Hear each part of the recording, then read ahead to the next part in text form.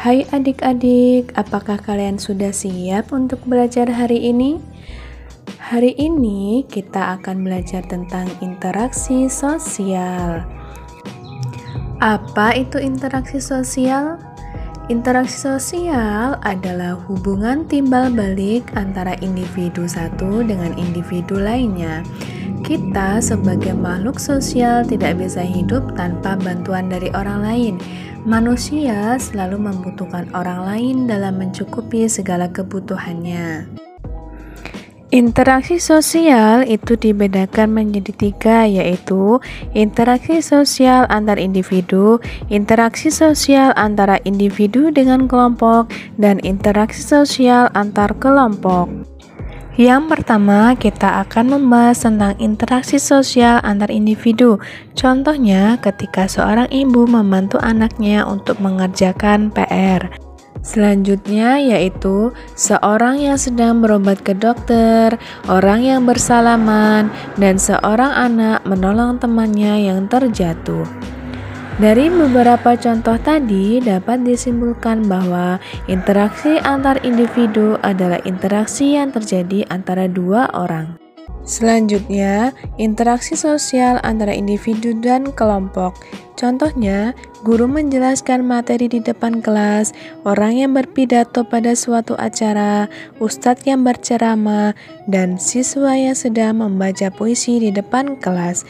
Dari beberapa contoh tadi dapat disimpulkan bahwa interaksi antara individu dengan kelompok adalah interaksi yang terjadi antara individu dengan sebuah kelompok.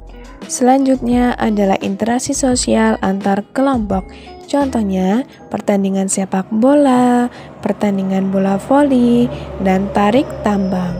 Dari beberapa contoh tadi dapat disimpulkan bahwa interaksi antar kelompok adalah interaksi yang terjadi antara kelompok dan kelompok. Interaksi sosial tidak selamanya mengarah pada persatuan dan hal-hal yang baik. Interaksi sosial juga dapat mengarah pada perpecahan yang dapat merugikan diri sendiri ataupun orang lain.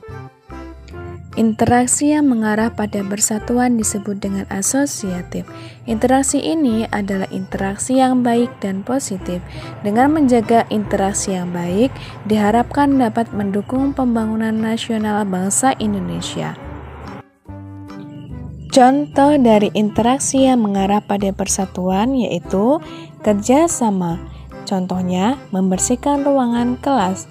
Yang selanjutnya, gotong royong. Contohnya, membersihkan lingkungan sekitar. Selanjutnya, saling menghargai, menghormati segala macam perbedaan. Contohnya yaitu Indonesia memiliki berbagai macam budaya. Maka dari itu, kita harus saling menjaga perbedaan yang ada di Indonesia. Yang terakhir, bermusyawarah. Contohnya, bermusyawarah bersama untuk menyelesaikan sesuatu permasalahan. Selanjutnya adalah interaksi yang mengarah pada perpecahan, biasa disebut dengan disosiatif. Interaksi ini adalah interaksi yang perlu kita hindari, karena interaksi ini dapat menyebabkan ketidaknyamanan bahkan menghancurkan persatuan dan kesatuan bangsa. Contoh dari interaksi yang mengarah pada perpecahan yaitu yang pertama, mengejek dan merendahkan orang lain. Yang kedua, bertengkar dan bermusuhan. Yang ketiga, merasa diri paling hebat. Yang keempat, tidak mau menolong orang lain.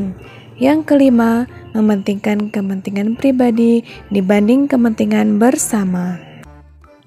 Hayo adik-adik, apakah di diri kalian masih ada contoh-contoh dari sifat tersebut? Kalau ada, segera kita hilangkan ya, karena itu merupakan contoh sikap yang tidak baik. Bagaimana pembelajaran kita hari ini? Menyenangkan bukan? Cukup sampai di sini ya pembelajaran kita hari ini. Kita berjumpa pada pembelajaran selanjutnya. Terima kasih atas waktunya.